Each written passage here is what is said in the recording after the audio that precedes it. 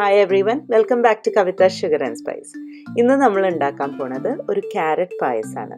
ഈ റെസിപ്പി എനിക്ക് പറഞ്ഞു തന്നത് എൻ്റെ മ്യൂറൽ പെയിൻറ്റിംഗ് ഗുരുവും പല കുക്കറി ഷോയിലെ പ്രൈസ് വിന്നറും എൻ്റെ ഒരു വെൽവിഷറുമായ സീന ചേച്ചിയാണ്. ഈ വീഡിയോ ഞാൻ സീന ചേച്ചിക്കായിട്ട് ഡെഡിക്കേറ്റ് ചെയ്യുന്നു. ക്യാരറ്റ് പായസം ഉണ്ടാക്കാനായിട്ട് ഞാനിവിടെ 1/2 കിലോ ക്യാരറ്റാണ് എടുത്തിരിക്കുന്നത്. 4 വലിയ ക്യാരറ്റാണ്. അതിൽ ഒന്നിനെ ഞാൻ മാറ്റി വെക്കുകയാണ്. ആ ഒന്നിനെ നമുക്ക് ഗ്രേറ്റ് ചെയ്യാനുള്ളതാണ്. ഈ 3 എണ്ണത്തിനെ നമുക്ക് കഷ്ണം മുറിച്ച് വേവിക്കാനുള്ളതാണ്. ഒന്ന് മാറ്റി വെച്ചത് ഏകദേശം ഒരു 100-150 ഗ്രാമാണ് ഉണ്ടാവുക. അപ്പോൾ നമുക്കിതെല്ലാറ്റിനെയും കഴുകി അതിൻ്റെ തോലൊക്കെ ചുരണ്ടി നല്ല വൃത്തിയാക്കിയിട്ട് ഒന്നിനെ ഗ്രേറ്റ് ചെയ്യാം. ബാക്കി 3 എണ്ണത്തിനെ കഷ്ണം മുറിക്കാം. ഇനി നമുക്കൊരു പാത്രം അടുപ്പത്ത് വെച്ച് ചൂടാക്കി അതിലേക്ക് 1 ടേബിൾ സ്പൂൺ വെണ്ണ അല്ലെങ്കിൽ നെയ്യിട്ടിട്ട് അതിലേക്ക് 1 ടേബിൾ സ്പൂൺ കാഷ്യൂനട്ട് ഇട്ട് വറുത്ത് കോരുക. അതിനുശേഷം 1 ടേബിൾ സ്പൂൺ ഉണക്കമുന്തിരി ഇട്ട് അതും വറുത്ത് കോരുക. എന്നിട്ട് നമുക്ക് ഇതേ പാത്രത്തിലേക്ക് നമ്മൾ ഗ്രേറ്റ് ചെയ്ത് വെച്ചിട്ടുള്ള ക്യാരറ്റ് ഉണ്ട്. അതിപ്പോൾ ഏകദേശം 1 കപ്പോളം ഉണ്ടാവും. അത് ഇതിൽ നന്നായിട്ടൊന്ന് വഴറ്റിയെടുക്കണം. അതിൻ്റെ ആ ഒരു കളർ കുറച്ചൊന്ന് മാറണം. ഒരു യെല്ലോയിഷ് കളർ അങ്ങനെ ആവുമ്പം നമുക്കതിനെ എടുത്ത് പാത്രത്തിലേക്ക് മാറ്റാം. ചെറിയ ഫ്ലെയിമിൽ വെച്ചിട്ട് ചെയ്താൽ മതി. കരിഞ്ഞു പോവാതെ പ്രത്യേകം ശ്രദ്ധിക്കുക.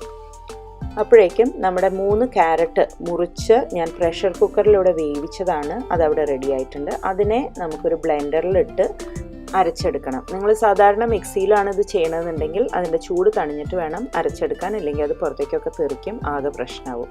ഇതിലാകുമ്പോൾ അതിൻ്റെ മുകളിലേക്ക് കൂടെ ആ ആവി പൊക്കോളും. അപ്പോൾ ഒന്ന് അരഞ്ഞ് നല്ല സ്മൂത്ത് പേസ്റ്റ് ആയിട്ടുണ്ട്.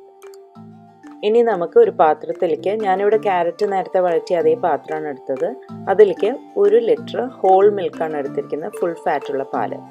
അത് ഒഴിച്ച് ഒന്ന് ഇളക്കി കൊടുക്കുക. എന്നിട്ട് അതിലേക്ക് 1 കപ്പ് പഞ്ചസാര ഇടുക. ഇതൊന്ന് തിളയ്ക്കാനായിട്ട് നമുക്കൊന്ന് ഇളക്കി കൊടുത്തതിന് ശേഷം തിളയ്ക്കാനായിട്ട് വെയിറ്റ് ചെയ്യാം. തിളച്ച് കഴിഞ്ഞാൽ നമുക്ക് നമ്മുടെ ക്യാരറ്റിൻ്റെ മിക്സ്ചർ ഇതിലേക്ക് ആഡ് ചെയ്യാം. അരച്ചു വെച്ചിട്ടുള്ള മിക്സ്ചറാണ് ഈ സമയത്ത് ആഡ് ചെയ്യുന്നത്. അത് ചേർത്ത് അതൊന്ന് നന്നായിട്ട് ഇളക്കി കൊടുക്കുക. അതൊന്ന് ചെറുങ്ങനെ തിളച്ച് തുടങ്ങുമ്പം നമുക്ക് നമ്മൾ നേരത്തെ നെയ്യിൽ വഴറ്റി മാറ്റി വെച്ചിരിക്കുന്ന ഗ്രേറ്റഡ് ക്യാരറ്റ് കൂടി ഇതിലേക്ക് ചേർക്കാം. അതിനുശേഷം തീ ഒന്ന് ചെറുതാക്കിയിട്ട് വേണം വെക്കാൻ. ഇതിനെ ഒന്ന് നന്നായിട്ട് ഇതൊക്കെ കൂടെ ഒരുമിച്ചൊന്ന് വെന്ത് കിട്ടണം. അപ്പോൾ ഇതിൻ്റെ കളറൊക്കെ ആകെ മാറും. അപ്പോൾ ഇതൊക്കെ കൂടി ഒന്ന് ഒരുമിച്ച് വെന്ത് കിട്ടാനായിട്ട് നമുക്ക് വെയിറ്റ് ചെയ്യാം. ഇതിനെ ഇട്ടിട്ട് പോവരുത്, പാല് പതച്ച് മറിഞ്ഞു പോകും. ഇവിടെ കുറച്ച് നേരം കഴിഞ്ഞപ്പോൾ ഇതിൻ്റെ നിറമൊക്കെ അതേ ഇങ്ങനെ മാറി തുടങ്ങി. ഇനിയിപ്പോൾ അതേ തിളച്ച് തുടങ്ങി. അപ്പോൾ ഈ സമയത്ത് നമുക്ക് വേണ്ടുന്ന കൺസിസ്റ്റൻസി എത്തുന്നവരെ അല്ലെങ്കിൽ തിക്നെസ് ആവുന്നവരെ അതിനെ തിളയ്ക്കാനായിട്ട് വിടുക. അപ്പോൾ അതൊന്ന് കുറുകിക്കോളും.